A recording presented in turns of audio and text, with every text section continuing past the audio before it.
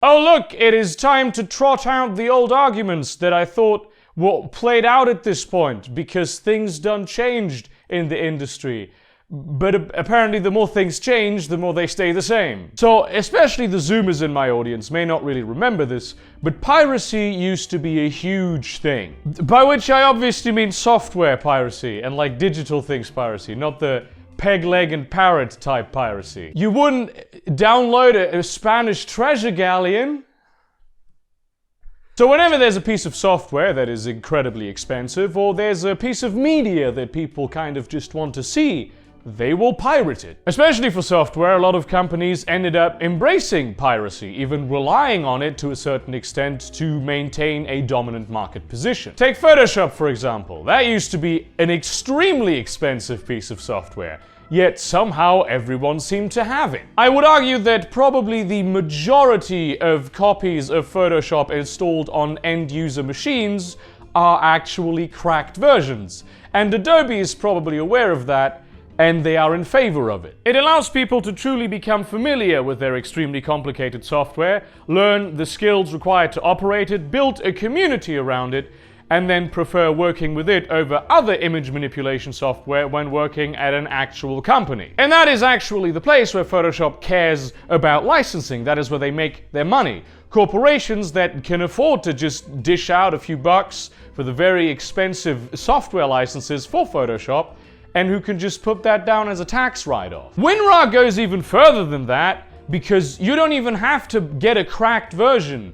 You just get the thing, and then after 40 days it tells you that you should buy the full version, but it'll keep on working the same way. There's just the pop-up. The minor inconvenience. They don't care what you, like a simple end user, do with their software. It just makes it more distributed, more famous. They too make their money by selling licenses to companies, where it's way more difficult to, hide the fact that you don't have a licensed WinRAR version, which is easy for me because, who cares? Also, it's way easier to sue a company when they do that at a large scale. Now, the entertainment industry is a fundamentally different business model because it sells things to end users, not big companies. That's how they make their money.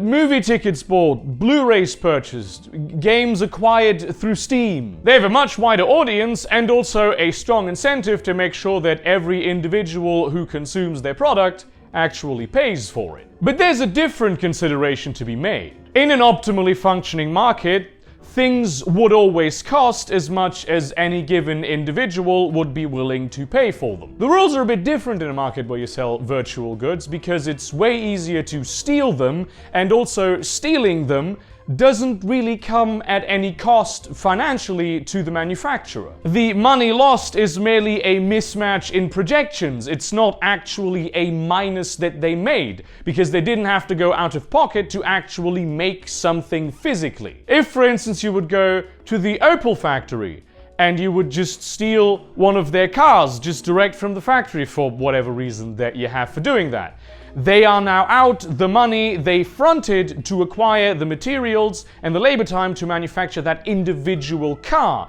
because cars, once produced, cannot simply be copied and pasted. So the question kind of becomes, for that person who pirated that film, in a hypothetical world where that had been impossible, would they have ever seen it? Because clearly they weren't willing to pay full price on first viewing. And I do say first viewing because it is a well-studied fact that people who pirate movies are more likely to go to the theater to see movies. I mean, at least it used to be this way back in the way back when. Now maybe the way streaming services work has sort of changed people's mindsets. So worst case scenario, you don't actually lose any money. And best case scenario, the person who watched the movie that pirated it likes the movie and recommends it to their friends. Which never would have happened if the person had been unable to see the pirated film. So in that sense, piracy improves competition in the media market because pieces of high-quality entertainment get a boost from it. Which, of course, if your business model is to manufacture low-quality goods and then sell them to people once, that is not good. But I don't think the mule-headedness of the big media companies comes from a desire to produce and sell purely garbage products, but rather from an ingrained need to control everything about the distribution of their products. Which is an absurd notion when applied to the world of actual physical non-virtual goods, because I mean, imagine I buy a Swiss Army knife, right? And I already had a Swiss Army knife, and so I sell the old one to someone else. Wenger isn't gonna come down to me and say, oh, you're not allowed to do that because that's our proprietary thing. No, it's my pocket knife that I purchased from them. But these days, that is very much a reality in the entertainment industry, especially gaming. You can't resell games anymore, and you haven't been able to do so for quite some time. As much as the internet has freed us up in the market of virtual goods and allowed us to engage in piracy in the first place, it's also a very powerful tool for the other side of that equation to control every single individual sale, resale, and unit of consumption of the products that they create. The advent of streaming services did away with just huge swaths of piracy because streaming services entered the exact niche of convenient and cheap distribution that piracy was occupying. So much so that people were willing to pay some money instead of just no money at all. But now that the number of streaming companies is increasing, they're trying to hook customers to theirs exclusively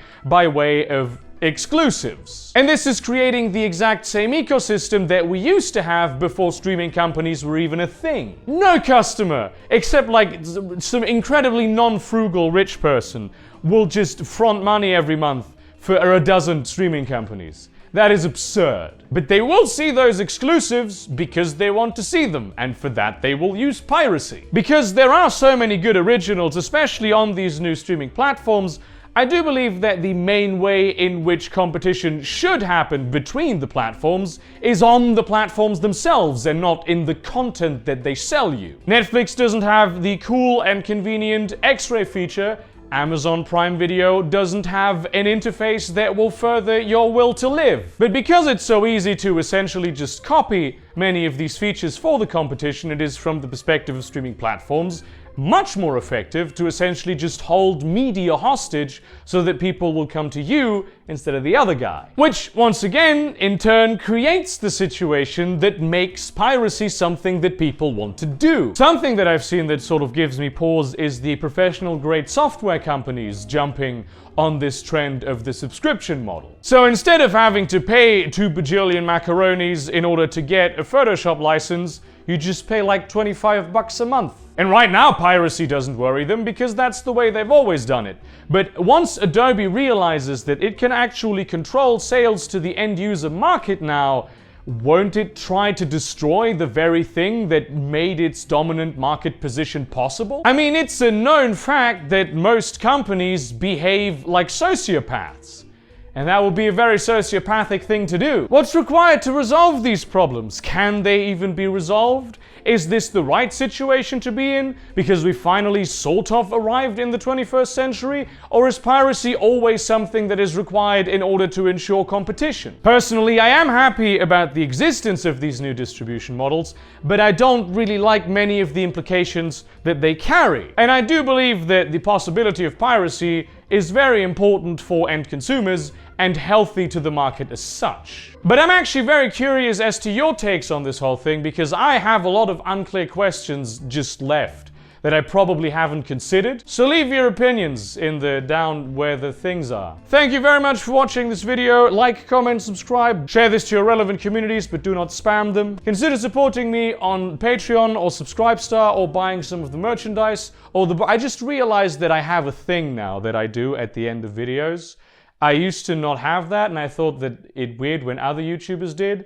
But now I actually have like a whole spiel that I do. Yeah, and in that spirit, I have to mix it up, so I will say, Soylent Green is people, and see you around, cunts. Ah, god damn it.